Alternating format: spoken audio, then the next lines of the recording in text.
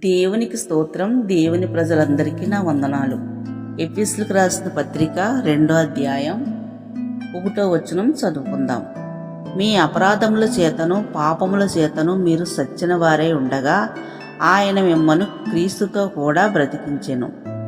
దేవుడు తన బలాతిశయము చేత తన కుమారుడగు యేసుక్రీస్తును మృతుల్లో నుండి లేపి సమస్తమైన ఆధిపత్యము కంటే, అధికారం కంటే, శక్తి కంటే, ప్రతి నామము కంటే ఎంతో హెచ్చుగా పరలోకమునందు తండ్రి తన కుడిపార్శ్వమున యేసుని కూర్చుండబెట్టుకుని ఉన్నాడు. అంతేకాక సమస్తమును క్రీస్తు పాదాల కింద ఉంచి సమస్తం పైన ఒక అధికారిగా నియమించి సంఘమునకు క్రీస్తుని శిరస్సుగా నియమించాడు. కనుక సంఘము క్రీస్తు శరీరమై ఉన్నది కాబట్టి సంఘముగా ఉన్న మనమందరము యేసు శరీరం కాబట్టి పవిత్రంగా, పరిశుద్ధంగా, నీతిగా, న్యాయంగా, యథార్థంగా ఉండాలని దేవుడు కోరుకుంటున్నాడు. కానీ యేసు శరీరంగా ఉన్న ఈ సంఘము ఎలా ఉంటుందంటే శరీరము యొక్కయు మనసు యొక్కయు కోర్కెలు నెరవేర్చుకునుచు దైవ ఉగ్రతకు పాత్రులై ఉన్నాము. అయినను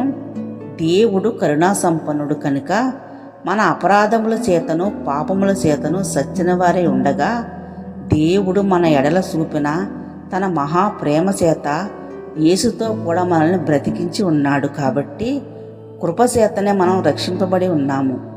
యేసు పవిత్ర రక్తం ద్వారా మన పాపములను కొట్టివేసి యేసుతో కూడా లేపి మన ఆత్మను మరణములో నుండి జీవములోనికి నడిపించి ఉన్నాడు. కాబట్టి క్రీస్తునందు మనము విశ్వాసం ఉంచడం ద్వారా రక్షింపబడతాము.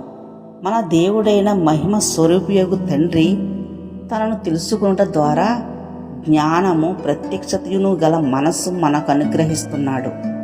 కానీ సంఘము తప్పిపోతూ వాయుమండల శక్తులను అనుసరిస్తూ సెరుపు చెయ్యు అవిధేయులైన, అవివేకులైన, మూర్ఖులైన పిల్లలుగా ఉంటూ కీడు చేసేవారిగా, మేలు చేయడానికి బుద్ధిశాలని వారిగా జీవిస్తున్నారు.